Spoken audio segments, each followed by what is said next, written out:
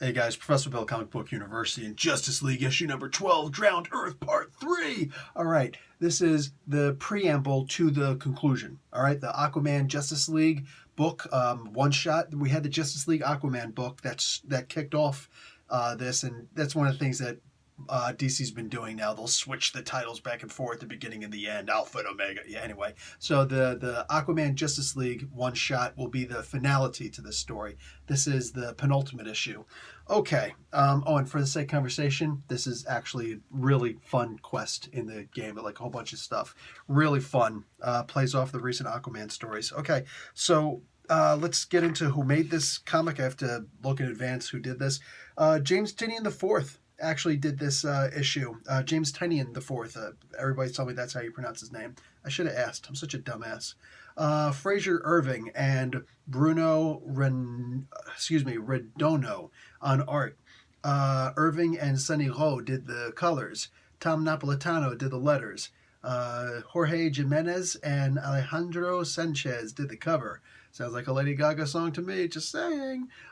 Lucio Perillo on the variant cover. Okay, and Superman's here because the Jerry Siegel family. So, even though he's like barely in this, I know what everybody's really worried about. Yes, the Flash is perfectly fine.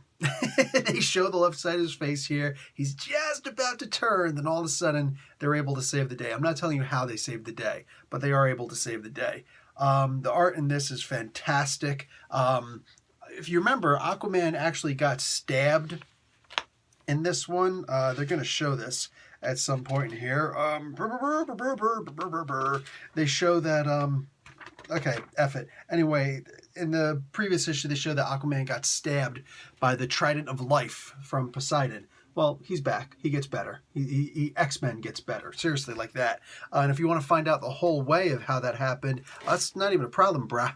Just go and check out this. Aquaman issue number 42 completely relates to this. It's a direct tie-in. And it's actually a really good issue. Even if you're not an Aquaman fan, it's actually a really good issue. And it might actually make you like Aquaman, so beware, all right? If you're one of those scrubs out there who isn't a big fan of Aquaman, you know, you don't watch my Aquaman videos and just enamored, like, oh my God, why aren't I reading this story?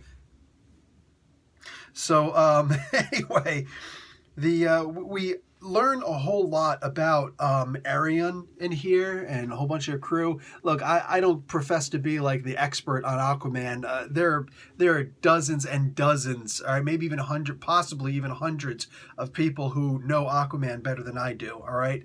That being said, love the character, but I don't know everything about the character. So I believe that they have mentioned Arion before, but the comics that I've read, I don't remember him being a big deal. Again, that's if he was even mentioned before. I just get the suspicious feeling he was. Well, here we get, if it's not an origin story, then it's a retcon for an origin story, because this is vastly different from anything before. We get to understand what the Trident of Life is to a degree, to a very strong degree.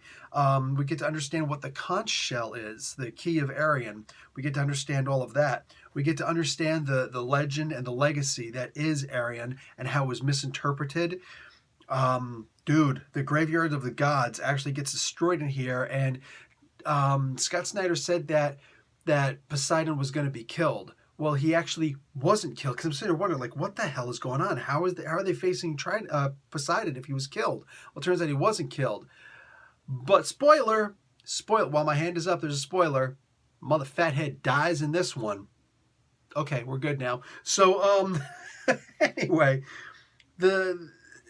I loved everything about this comic book. It was absolutely brilliant.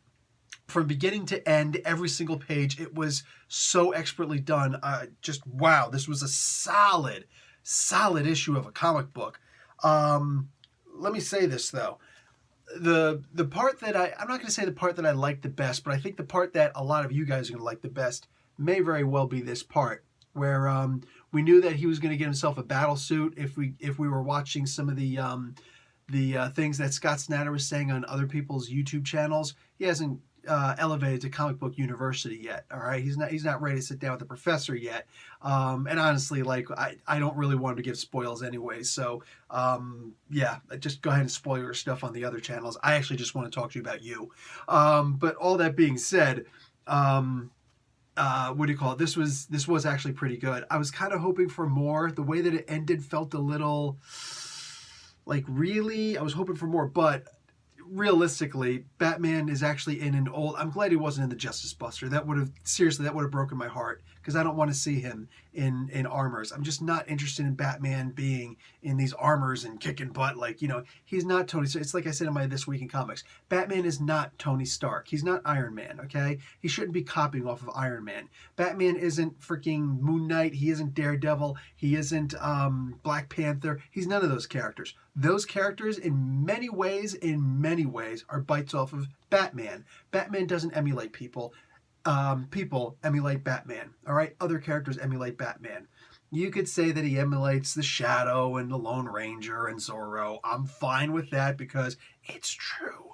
But since those guys don't have supermassive hits like this guy does, all right, currently, look, Batman is awesome. I like the idea that he didn't make a suit of armor for his broken arms and legs somehow. He just got into Luthor's older suit. So that's why I say there was no way he was actually going to beat the Injustice League. There was just the Legion of Doom, excuse me. There was just no way that he was going to do it. Luthor is standing there with a much more advanced set of armor than his old one that the Justice League still had. But the things that Batman was saying were just so awesome. So this was fun. It was not the super bang-up battle I was hoping it was going to be, but I was not disappointed by it. So I'll just give you that. What do you call it? Mira, once again, kicking butt, taking names. I just want to say, Mr. Irving, dude, you can draw Mira's booty any day of the week. Oh yes. This was a really gorgeous comic book. You just look like the entire art team needs a round of applause. Just look at that, man. That is just so gorgeous. My God, this book is just good. And look at the way that Black Manta is drawn. Look how freaking intimidating, just in the shadows, and terrifying he is. More powerful than he's ever been before, but he's still reduced to the shadows because he's stuck listening to the Tide Gods, Drogue and all them. The trick is he's able to have himself a conversation with them, and now he's manipulating them. He deserves all the bad things that are going to happen to him, but nonetheless, this is good, man. Like, this is really good. I would love to be able to show you guys the last page. Instead, what I'll say is you need to get this book just for the last page, because, oh my God, like, I'm like, he's not going to say it. He's not going to say, oh man, effing awesome. And I can't wait to read the finale of this series in Aquaman Justice League one shot, because wow, that's going to be so, like, honestly, that's going to be so good. But this last page, what he says, all right, great book, go grab it. Professor Bill, Comic Book University, class dismissed.